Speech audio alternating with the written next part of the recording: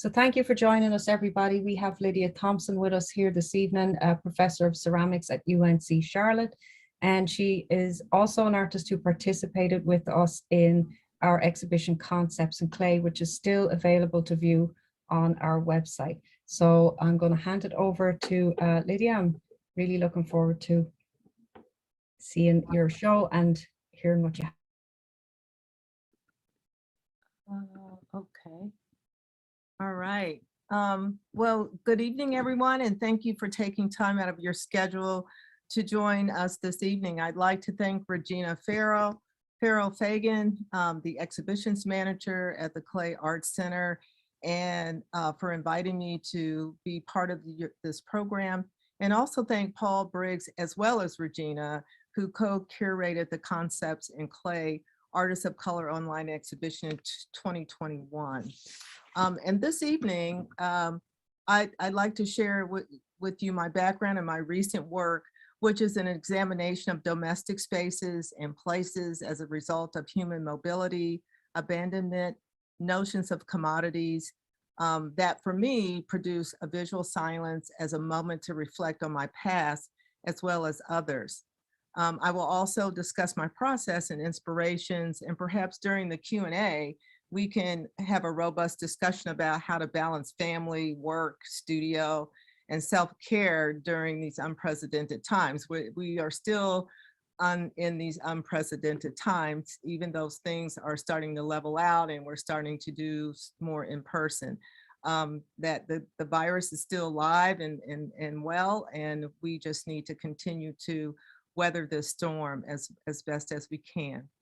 So the three photographs that I have on the screen right now, to the left is my father, my grandmother, and my aunt, and then the middle photograph is my father and my mother, and then the other photograph are my maternal grandparents. And so all of these individuals were part of the Great Northward Migration, or the Great Black Migration. My grandparents were from rural Mississippi and Georgia, and they moved to Columbus, Ohio in the early 1940s. So this image you see right here is where my grandparents lived when my mother was very young, and they rented this house.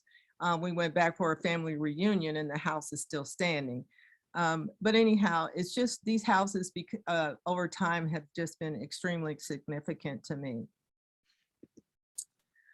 So the first group from the family that actually moved to Columbus, Ohio was my uncle and my maternal grandfather. And they kind of settled in this neighborhood in Columbus, Ohio, known as the Stanball Elwood neighborhood.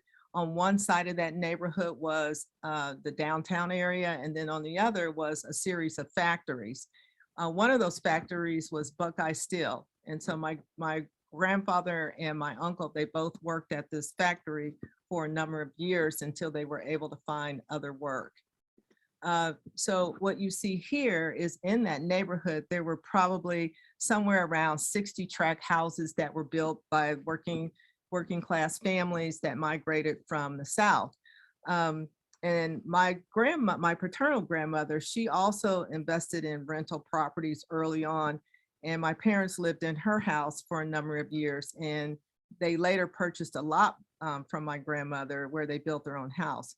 So, you know, Black families have always supported each other through history, and my grandparents and my parents formed my value system that to live in this world, to live in the United States freely, you must be responsible and contribute to your built environment. And so, you know, they stayed in this area. There are several churches in this neighborhood. And so they were really kind of self-contained. There weren't a lot of choices. There was redlining that was happening in Columbus, Ohio. But, you know, again, we weren't using those terminologies back then in the 1940s, 50s, and 60s, and actually the 70s. Some of the things, before I get to the objects of inspiration, and I will say it is a combination of things, is objects of inspiration and artists that have inspired my work through the years, include, at least the authors include Zora Neale Hurston, Alice Walker, June Jordan, Toni Morrison, Gloria Naylor, and then the artists that have really influenced my work have been Winnie Owens Hart, Elizabeth Catlett, Betty Saar, Benny Andrews, Romare Bearden, Jacob Lawrence, and John Biggers. And the great thing about John Biggers' work is he would combine the row house, the hair pick, and railroad tracks. That actually those three things became iconic symbols that represented the African American community.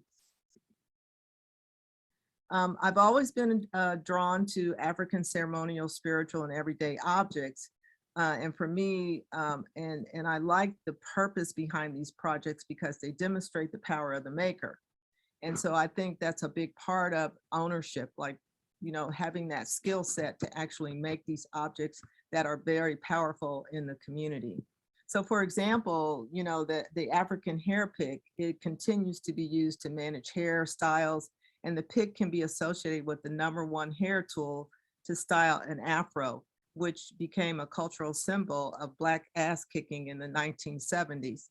So the hair pick signifies the human capacity to transform the natural into cultural and women's contribution to society.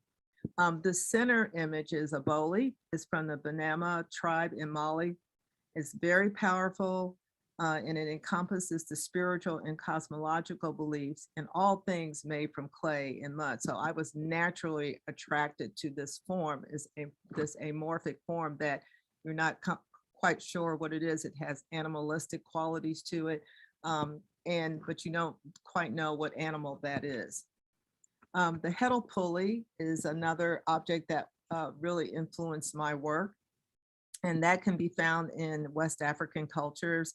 It's an intricately carved form that takes either you'll see a head on the top of that or an animal, and it appears on the looms through West Africa, and is used to separate the warp and weft threads of the loom. My reference to this heddle pulley is I see it as balancing articles on the head.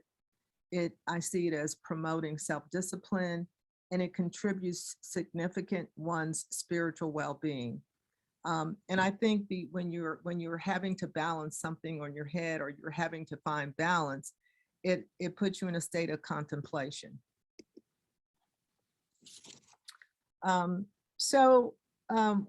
I went to Ohio State University, received my BFA there in ceramics, and then was accepted to New York State College of Ceramics. And I'm not going to show you, this is the only piece that I will share with you from my graduate work. But this is one of my memorable works that is historical dual-face jugs, and influenced by enslaved people who mass-produced clay wares such as pitchers and plates for the Confederate Army. Enslaved people were not allowed to use tombstones or any weapons, but they really couldn't, you know, when they buried their loved ones, they weren't able to put a tombstone on the grave. And so they placed these jugs on the burial sites of their loved ones to scare away the devil, so that the deceased would make it to heaven uninterrupted.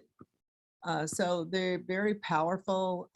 These are just basic, you know, jug shapes, coil pots that I made. And I really like that raffia skirt on there. And I think this was the beginning of my interest in Adobe architecture. So from there, I applied for a Fulbright Hayes grant. I was awarded a grant, and I was able to go to Nigeria and conduct research on traditional Adobe architecture. And I immediately saw the connection of the granaries huts as these large ceramic vessels. So I was really fortunate to spend the majority of my time learning how to build these and working with the construction workers in the site. It was just fascinating, and it was a real incredible experience for me. So that's me working with some of the construction workers, and it was really great working out in the field. And there we only had maybe 2 or 3 different types of tools. So it was basically building this wall, you know, layer by layer.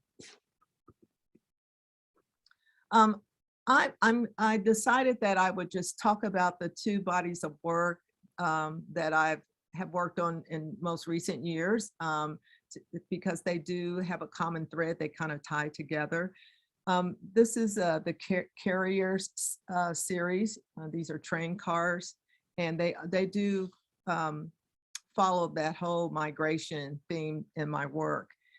So these pieces, they range from exploitation of Black labor to contributions of rapid transit or mass transportation to economic development and the opportunities it provided for the migration of people, in this case from south to north. So this first piece to your left is titled Gate Hollow Hums. So it's this whole idea of feeling that you're free, but you're not really free. So you're constantly surrounded by some type of gate or fence. But then you're also inside of this cage, even though you are supposedly quote unquote free. There's still a lot of restrictions in your daily life and in society living in the United States. The piece to the left is titled Sweet Coals, and sweet coals represents the agricultural abundance of how Mother Earth nurtures humanity. The sweet potato has a special significance in the African American community. It's good to attract good luck and property.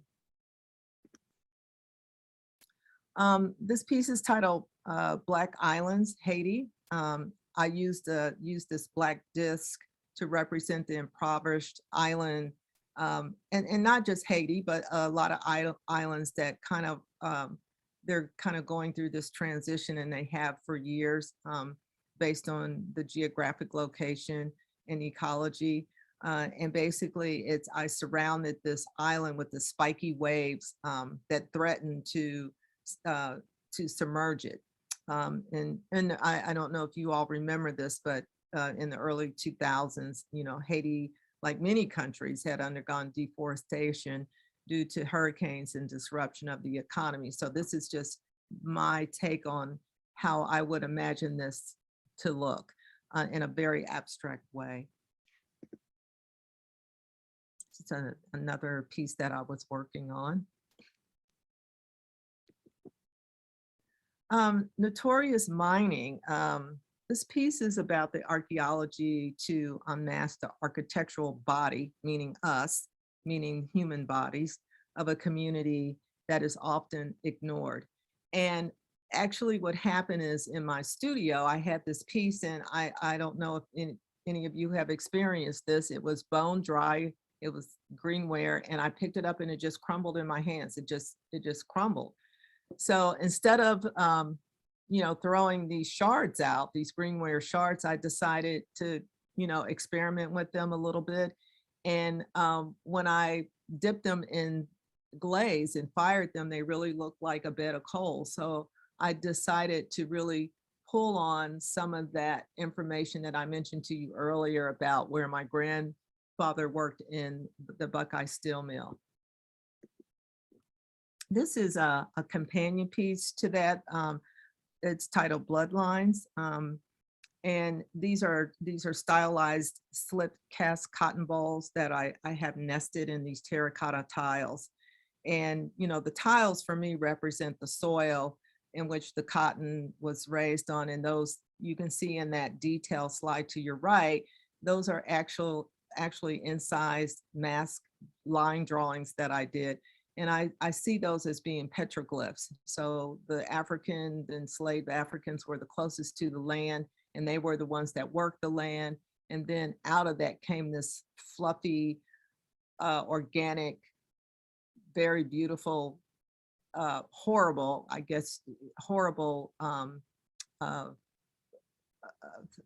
object that was produced, that they used in a lot of cultures throughout the world. And so the kind of really thin floral design that you see on there, that's a decal. And that kind of represents the byproducts of the cotton industry, the doilies, and you know, when you look at undergarments, so it's showing that real delicate type of the objects or the garments that were worn by Europeans. So through, you know, having raised children and trying to figure out how to balance and stay in the studio and keep my hands working, you know, I oftentimes give myself these exercises. And so I made probably 300 of these masks. And just, this is all cut paper and foam board. So these are just exercises that I do to kind of keep myself working and thinking and processing information. This is a more recent piece that I did. This is these are Occult Watchers. It's a series of female African-American portraits, and it's all cut paper. I usually am gluing the paper on either foam board or insulation board. So they're anywhere from 36 inches to 48 inches in height and about 3 to 4 feet in width. So basically what I do, if you see the drawing to the left, I start with a line drawing, and then I go in and it becomes my pattern, and I use that to kind of help me, you know, project the image onto the large surface, but then it also helps me to determine how I want to cut the paper and what kind of paper I want to use. So these are some older pieces. These are what I call my hair picks. Again, this is a whole series that's based on some of those things that I mentioned to you before about how I see the hair comb and the hair pick, how it represents women in society. The nice thing about working in paper is that it doesn't crack, it doesn't get discolored. You glue it down, it stays. So that's what's really wonderful and beautiful about clay, or excuse me, paper. So this is some images that I took when I was traveling through Nigeria, and I really was capturing how architecture or a structure goes through its own cycle of deterioration of a life cycle. And you could see it pretty much is doing the same thing that what happens to homes and things here in the United States. And so the building to your left is in Cairo, Georgia, which is where my mother is from. So this was a house when that I took this picture probably back in 2012. The house to your right is from a village when I was in Nigeria in 1985. So you can see how the industrial age in terms of working with different building materials is pretty universal in terms of working in these different types of environments. So just kind of shifting gears a little bit with the new series that I'm been working on. This new series is called Relics, and you know, again, I've been kind of, you know, taking photographs of different buildings. There's something really beautiful and disturbing and emotional about how these buildings are kind of left and abandoned. So one thing, I'll talk a little bit about the process. The process actually started with my grandmother. And I spent a lot of time with my paternal grandmother on weekends. I just adored her, but she was a collector in her own right. And she would collect these Eurocentric figurines, ceramic figurines. She purchased them from Salvation Army, Goodwill, places like that. And she placed them very carefully in her home on side tables and end tables. And if the object were damaged, I think she had conservation skills. I don't think she really knew what type of glue to use as we do now, but I think she used a glue that would hold the two pieces together. So what I find interesting is that she saw that even though this piece she purchased was from Salvation Army or Goodwill, it wasn't an antique. I don't think we, some people really didn't know what antiques were back then. I just think she was really interested in the process of, repairing these pieces, and they held a special place for her. And on occasion, over time, she would give me some of these figurines for either my birthday or for Christmas. After she passed on, I actually received these ceramic figurines, and they stay wrapped up in newspaper and boxes, and they just traveled with me for probably 30 years. I just didn't have the heart to throw them away. They were my grandmother's. But at the same time, I knew my sons, my children, they wouldn't want these. So I thought this might be a great opportunity to to give them a rebirth and reclaim them, because they are reminders of the physical process of reduction. And I see that as what happens when I unwrap them and they break sometimes. So it's really what's happening as we create a pathways for our development. So these are a couple of other images that I have. The photograph you see on the right side is my grandmother's house. And the one to the left, she was kind of sandwiched in between my aunt and my cousins. And then on the other side was a really good neighbor. Well, all of these people have now passed on, and these houses sat empty for several years. So now I have what these houses look like now, what my uncle's house looks like now, and my grandfather's house. So you can see what happens when someone passes on, what happens to a house. Sometimes it just sits there when no one is actually living in the house and taking care of it. And over time, parts of the neighborhood, they slowly begin to deteriorate as the elder leaders pass on. Maybe it's due to unemployment. It's just all these different things. There's infiltration of drugs, an increase in crime. So it all leads to eviction and abandonment of these homes. But I also think about these homes. They have, I'm just really curious, because I know a lot of these homes, they carry multiple stories about the community, and about and how the community has changed over time. I'm showing you an image of some of the things that I reclaimed from my grandmother's house. And like I said, when I would unpack some of these things, they would break down. And so part of my process was to actually break these figurines and these ceramic pieces down even further. So when I broke them down further, I decided, well, I'll fuse them together using glaze. And that's exactly what I did. But there was something kind of liberating about breaking these pieces. And I think of it as, I really connect with the membranes, the kill holes, where they would put holes in the bottom of the pottery, which served as a conduit to the afterlife. So I just thought that was really interesting that, I don't know if it's freeing me of my grandmother or my grandmother, she was a very spiritual woman. And so I think I just make that connection with those folks who have passed on. So here I'm just going to kind of go through some of these relic series that I've been working on.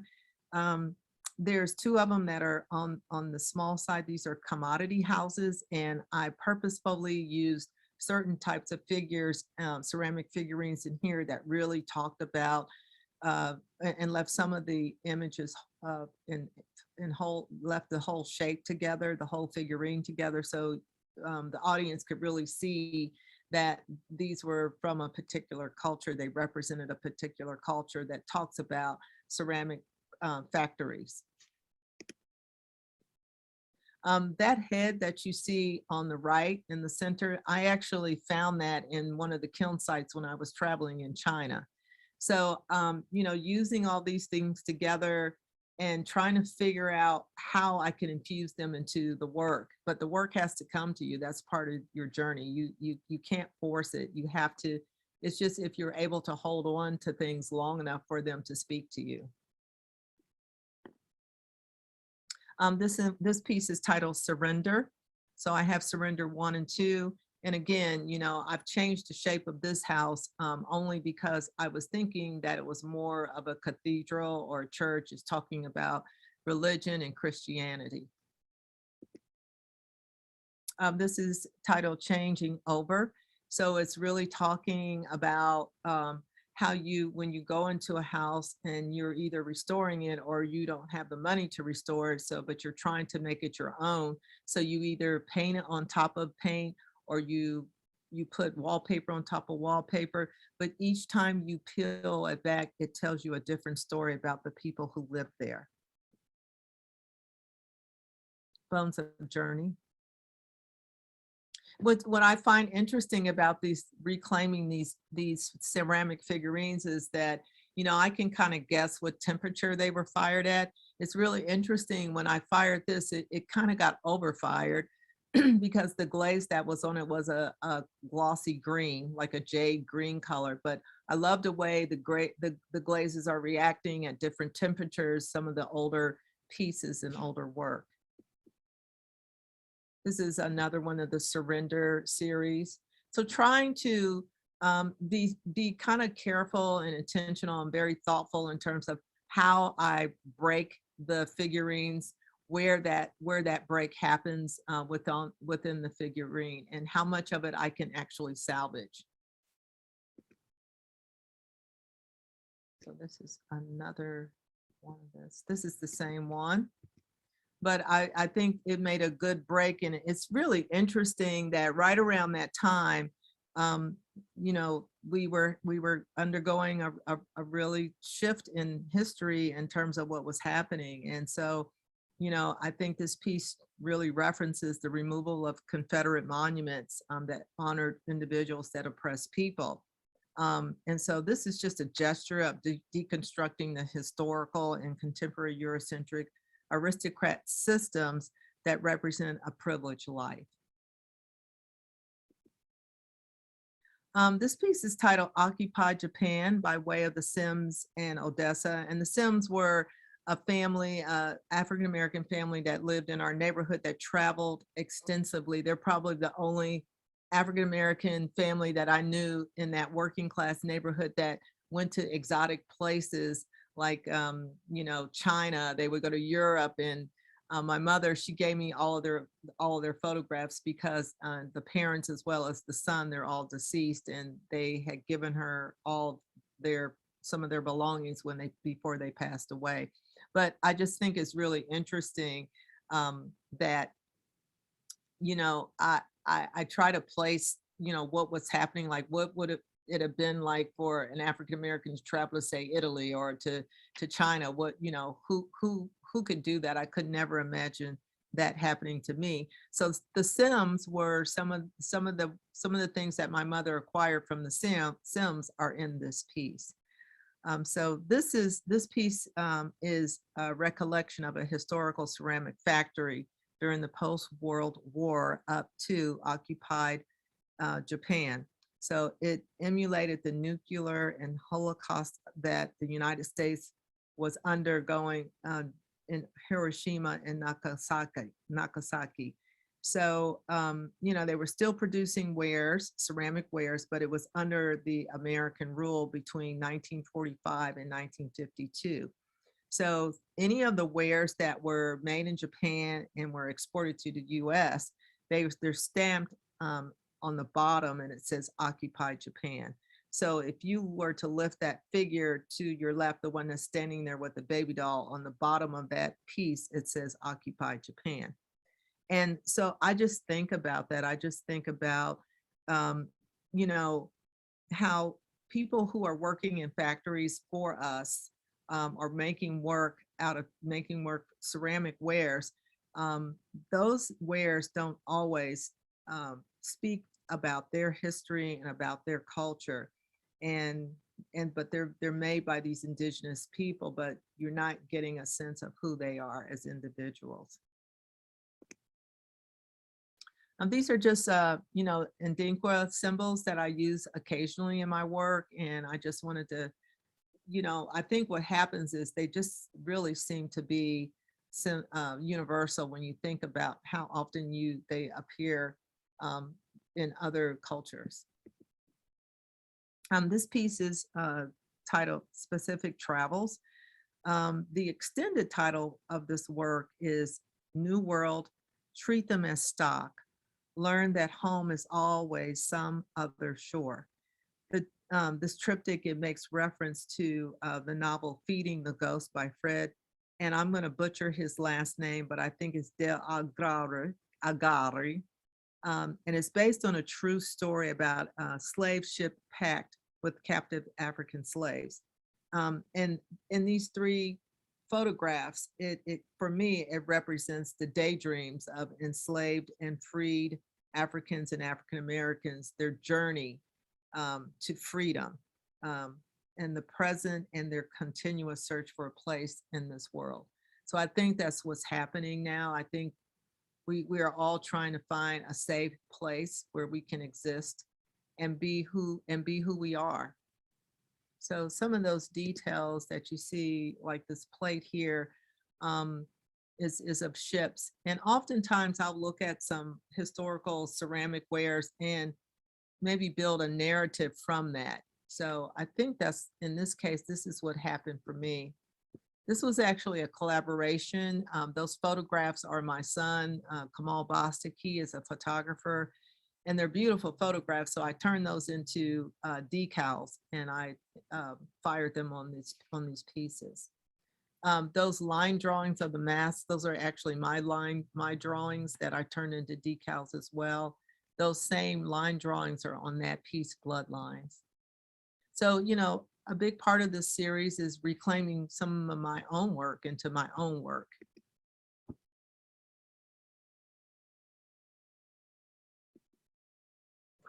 The next two pieces are titled Hostile Passing and Passing Over 1 and 2. So this first one is Breonna Taylor. The second one is Sandra Bland. And both of them died hypothetically in safe spaces. You know, Breonna at her home, and then Sandra at the police station. So the slanted walls of these house structures represent the unsteadiness and distortion of Americans' culture's disregard for African Americans. It is with sorrow that their faces have made their way in public space arenas and memorialized by local and national communities. So I think about that yes, it's wonderful. We have them, we can honor them, but it's unfortunate why we're honoring them and what we're remembering about them. The interior walls contain the portrait, like I said, of them. Those portraits are done with an underglaze, and then I have just some decals that I use, and I treat them much like I do when I'm collaging paper. I apply them that way. And then the opposite wall is an amalgamation of their line drawings that I do of just more abstractly. There are also the Mubuti constellation drawings that I impact on those. And so I see them as just kind of, you know, trying to push through this wall, these webs and different layers of it's kind of like a portal. I see it as a portal for their spirits to cross over to the other side of eternity. And these are some references for this body of work. I think what I did when we were going through the pandemic and we were teleworking and everything, I was just reading everything I could get my hands on in terms of going outside my box, not just reading about art, but just reading in general about those things that are applicable to the body of work that I was working on and that I wanted to further develop. And with that, I will say thank you. Lydia, thank you so much for sharing so deeply with us. It was a wonderful presentation, and it was really great to get to know you a little better, and appreciate your time for taking time to be with us tonight. And thanks to everybody for joining us. Yeah, And, thank you all. Thank you so much. Appreciate you, and stay well and take care.